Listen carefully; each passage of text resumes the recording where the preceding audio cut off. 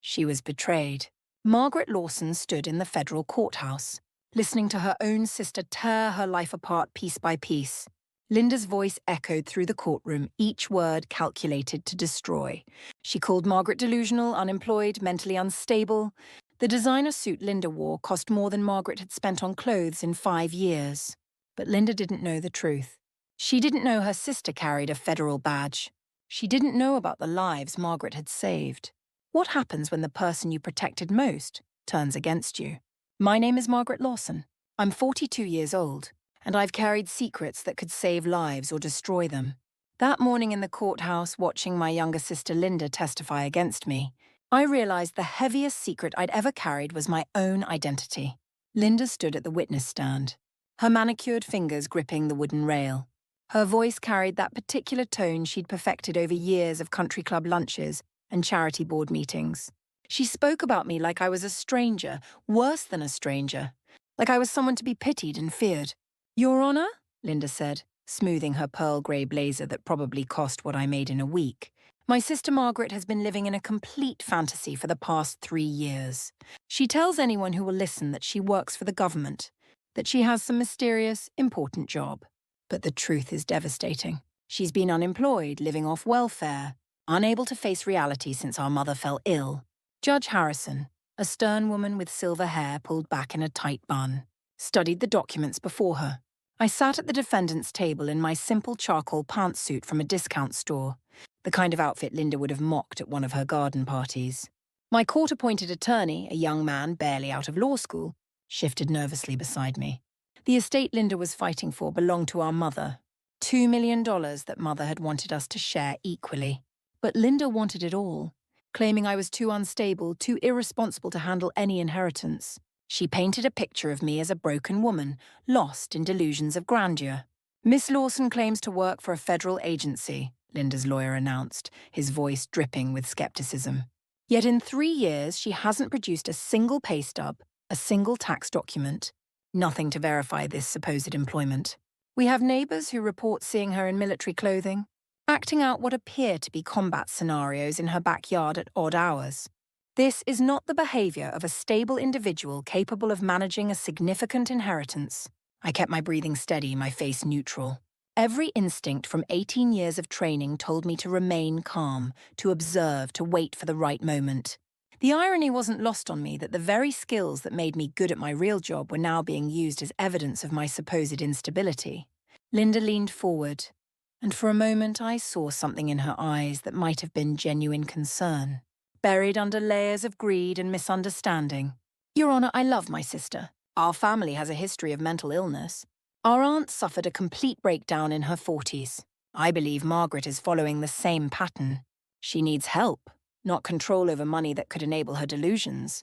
The words hung in the air like poison. Our aunt had indeed struggled with mental health, but to use that as a weapon against me felt like a betrayal deeper than any testimony about my supposed unemployment. Judge Harrison turned to me. "Miss Lawson, these are serious allegations. Your sister claims you've been deliberately deceptive about your employment status. How do you respond?" I stood slowly, feeling the weight of the moment. 3 years of undercover work. 3 years of lies necessary to protect innocent people. 3 years of letting my family think I was struggling all came down to this moment. "Your Honor," I said, my voice steady and clear, "I'd like to present evidence to the court." Linda's lawyer scoffed. "What evidence could you possibly have? You've had months to provide employment verification." I reached into my briefcase, the same battered leather case I'd carried through countless operations, and pulled out a sealed manila envelope. The federal seal on it caught the light as I held it up. "May I approach the bench?" Judge Harrison nodded and I walked forward, each step measured and deliberate. I could feel Linda's eyes on me, could sense her confusion shifting to unease. I handed the envelope to the judge, then stepped back. The change in Judge Harrison's expression was immediate and dramatic. Her eyes widened as she read the first document, then narrowed as she continued through the stack. She looked up at me, then back at the papers, then called both lawyers forward with a sharp gesture. The whispered conference at the bench grew increasingly animated. Linda's lawyer's face drained of color as Judge Harrison showed him something in the documentation. He stepped back, loosening his tie, looking like he'd swallowed something bitter. Judge Harrison cleared her throat.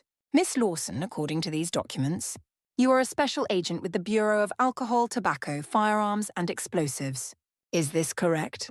The silence in the courtroom was absolute. I could hear Linda's sharp intake of breath, could see her perfectly painted lips part in shock.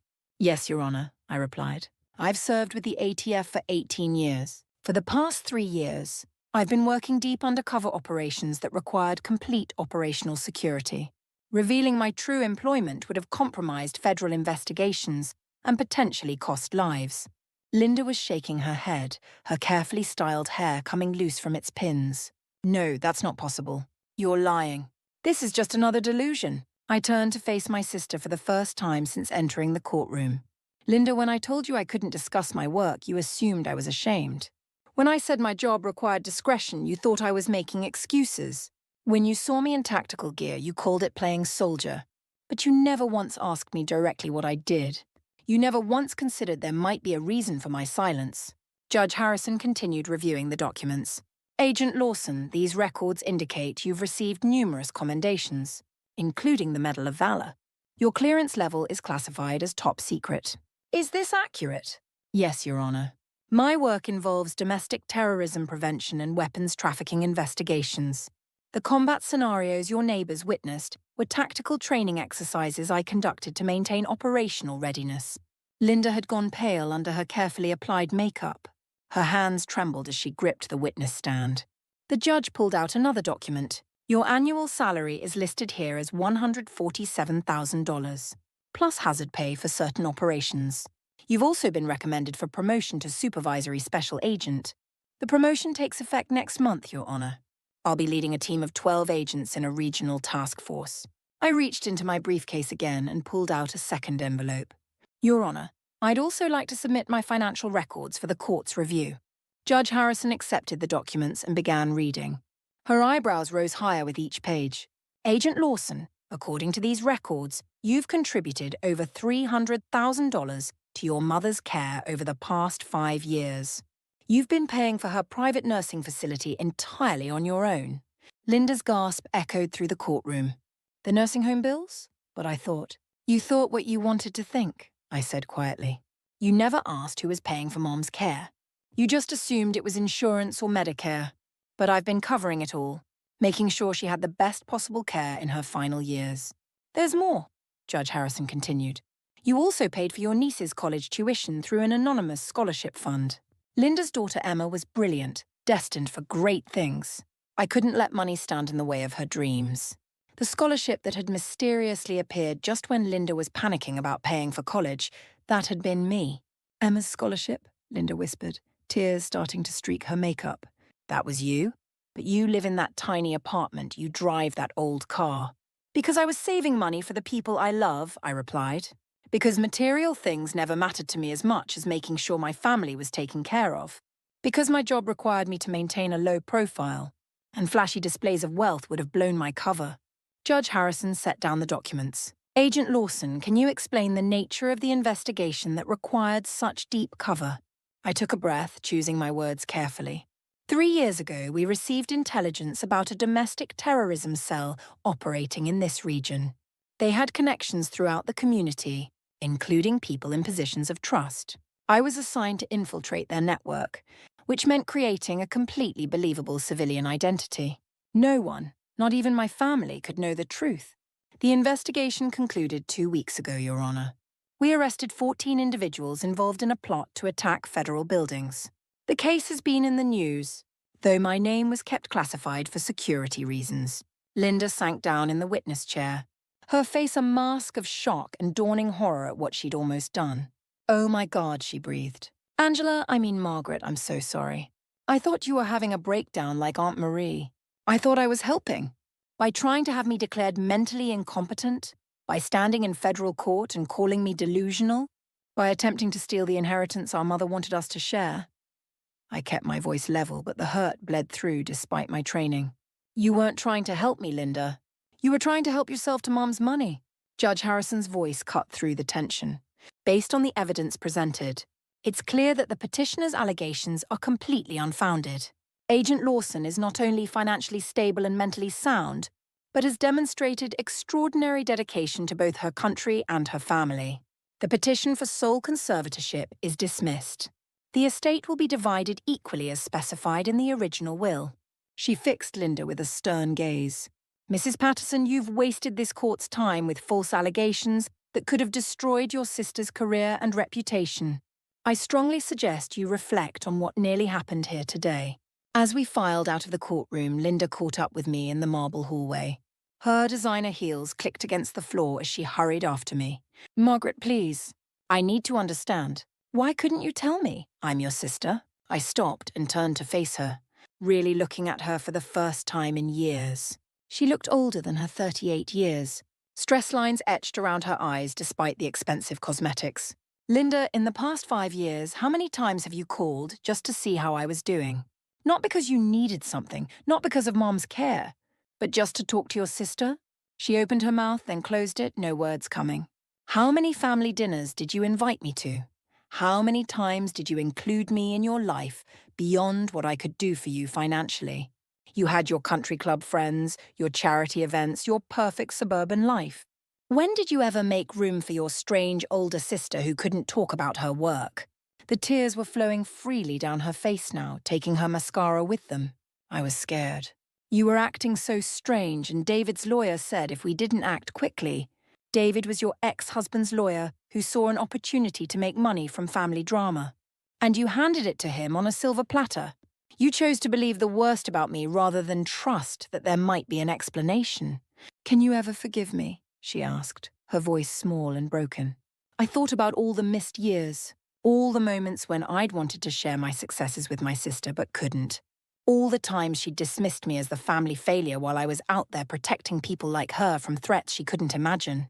I'll always love you, Linda. You're my sister, and that will never change. But trust and respect, those have to be earned back. They can't be demanded or assumed. I started walking toward the exit, my footsteps echoing in the vast hallway. Emma's tuition is covered through graduation, I called back without turning. Mom's nursing home bills are paid through the end of next year. After that, we split the costs equally, the way we should have been doing all along. Margaret, wait. Her voice was desperate now. What happens with us? How do we move forward? I paused at the heavy courthouse doors, my hand on the brass handle. Now you know who I really am. The question is whether you can accept that person, or if you'll always see the failure you invented in your mind. 6 months have passed since that day in court. Linda wrote me a long letter, pages and pages of apologies and revelations. She wrote about how she'd spent months in therapy, trying to understand why she'd been so quick to believe the worst about me. She wrote about the shame she felt, not just for the court case, but for years of dismissing and diminishing me.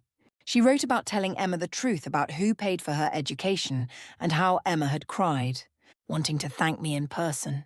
She wrote about finally understanding that strength doesn't always announce itself, that sometimes the quietest people are fighting the biggest battles. I keep the letter in my desk drawer at the office next to my new badge that reads Supervisory Special Agent Margaret Lawson. Some days I take it out and read it, wondering if healing is possible, if trust can be rebuilt from ashes. We see each other now at holidays and family gatherings. We're polite, even warm sometimes. Linda introduces me to her friends differently now, with a note of pride and awe that wasn't there before. She tells people her sister is a federal agent who saved lives, who sacrificed her own comfort for her family's well-being. But something fundamental shifted that day in court. The comfortable assumptions we'd built our relationship on crumbled, replaced by a harder truth. She learned that the sister she'd dismissed as a failure had been living a life of service and sacrifice beyond her imagination. And I learned that sometimes the people who share your blood are the ones who see you least clearly. The irony of it all still strikes me sometimes. I spent 3 years pretending to be nobody special to catch dangerous criminals. Meanwhile, my own sister thought I was pretending when I was actually being exactly who I said I was. Someone who couldn't talk about their important work. Now I lead a team of dedicated agents, men and women who understand the weight of secrets, the cost of service. We work in the shadows to keep people safe, people who will never know our names or faces. People like Linda, who go about their comfortable lives never knowing how close danger came, never knowing who stood between them and catastrophe. Sometimes late at night, when I'm reviewing case files in my small apartment that Linda once mocked, I think about family and trust and the prices we pay for the lives we choose. I think about my mother, who died never knowing what I really did but who loved me anyway. I think about Emma, brilliant Emma, who will graduate next year thanks to a scholarship from an aunt she barely knew. And I think about Linda, my little sister who wanted so badly to fit into her perfect world that she couldn't see the imperfect truth right in front of her. I wonder if she thinks about me too. If she wonders about all the times I came to family dinners exhausted from operations I couldn't discuss, all the times I smiled and deflected questions, while carrying the weight of investigations that could save lives. Trust isn't rebuilt overnight. Respect isn't restored with a single apology. But maybe, with time and patience and the kind of courage that has nothing to do with carrying a badge, we can find our way back to being sisters again. Real sisters this time, who see each other clearly, shadows and light alike. Until then, I have my work. I have my team. I have the knowledge that I've made a difference, even if the people I've protected most will never fully understand the price of that protection. And sometimes, in this life of necessary secrets and chosen sacrifices, that has to be enough.